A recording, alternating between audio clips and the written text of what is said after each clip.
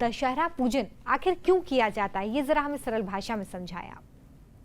देखिए, इसका नाम ही विजयदशमी है।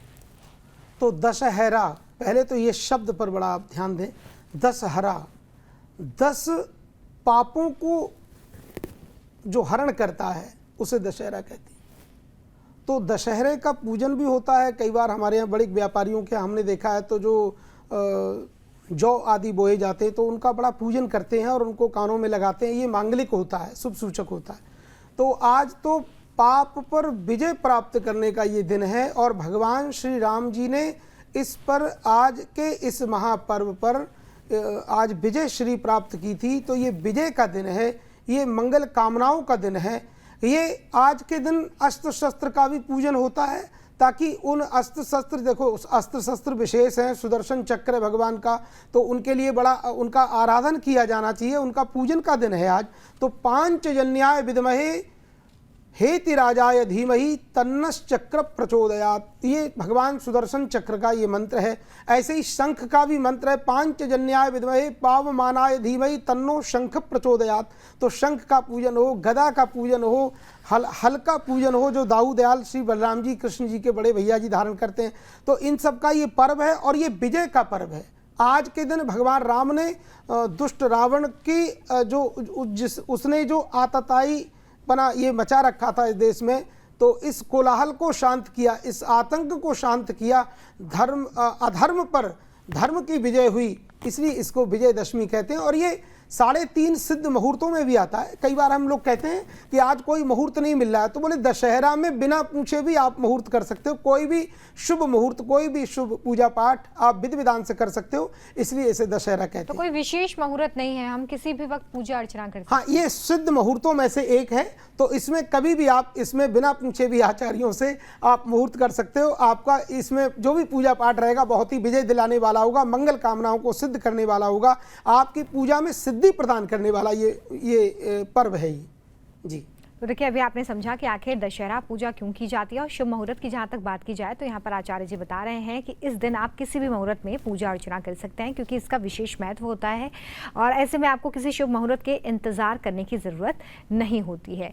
चलिए बढ़ाएंगे इस चर्चा को आगे। और क्योंकि दशहरा पर अलग अलग तरीके से पूजा भी होती है नीति शर्मा जी, तो आप हमें ये बताइए कि क्या गोबर के साथ पूजन का कुछ विशेष महत्व है? देखिए, पहले तो मैं आचार्य जी की बात को आगे लेके जाऊँ।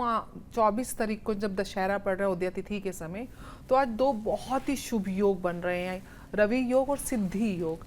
यानी कि आप आज के दिन जो भी पुण्य काम करेंगे आपके लिए उसमें सिद्धि के ही रास्ते प्रशस्त होंगे। दशहरे के दिन गोबर की पूजा का विशेष महत्व माना जाता है। इसमें आप गोबर की आकृति बना के और पूरा जिस प्रकार से कर्मकांड की पूजा होती है आप पूजा करते हैं। साथ में आज के दिन शमी के पौधे की भी पूजा की जाती है। इससे भी नकारात्मक ऊर्जाएं शांत होती हैं और सकारात्मक ऊर्जाओं का प्रभाव होता है। शस्त्रों की पूजा, जैसे आचार्य जी ने बताया, आपके कोई भी शस्त्र हैं, प्राचीन काल में तो युद्ध एक बहुत ही मुख्य भूमिका शस्त्रियों का होता था, लेकिन आज की डेट में अगर आप एक कंप्यूटर ऑपरेटर हैं, आप एक सॉफ्टवेयर इंजीनियर हैं, तो आप अपने लैपटॉप की पूजा करेंगे। अगर कोई दर्जी है तो अपनी कैंची की, या जो भी वो टूल्स यूज करते हैं, या अगर कोई मैकेनिक है तो अपने टूल्स की पूजा करेगा। जिनकी जीविका जिस पर डिपेंडेंट है। जीविका, अगर आज हम मीडिया के सामने बैठे हैं तो आज मीडिया प्रेमी अपने कैमरे की पूजा करेंगे। तो जो भी यंत्र आप अपने व्यवसाय में इस्तेमाल करते हैं, लेखक है तो वो अपनी कलम की पूजा करेगा। तो आज शस्त्रों की पूजा, बाइखातों की पूजा, जो व्यापारी होते हैं उसकी पूजा, उनकी पूजा करते हैं, जो बहुत ही शुभ माना जाता है। साथ साथ आज के दिन आप एक चीज़ देखिए कि ये विजय का दिन है। आज के दिन धर्म की जय और अधर्म का नाश हुआ है, सत्य की जीत हुई है सत्य के ऊपर। तो कहीं ना कहीं ये आपके जीवन में आपको एक सकारात्मक रास्ते के लिए आपको अग्रसर करता है। दशहरे के दिन जब आप अष्टमी, पूरे नवरात्रों में जो हम जौ बीजते हैं कलश स्थापना के साथ, दशहरे में पूर्ण आहुति के साथ माँ का हवन किया जाता है और उसके बाद इस जौ को भी पूजा जाता है। जौ से तिलक लगाया जाता है, अपने भाइयों को तिलक लगाया जाता है। और जिस प्रकार हम रक्षाबंधन या भैया दूज पे भाई अपनी बहन को रक्षा का वचन देता है, ऐसे ही दशहरे के दिन भी भाई बहन एक दूसरे के साथ एक प्रेम के बंधन में बंधते हैं और भाई बहन को रक्षा का वचन देता है दशहरे के दिन भी।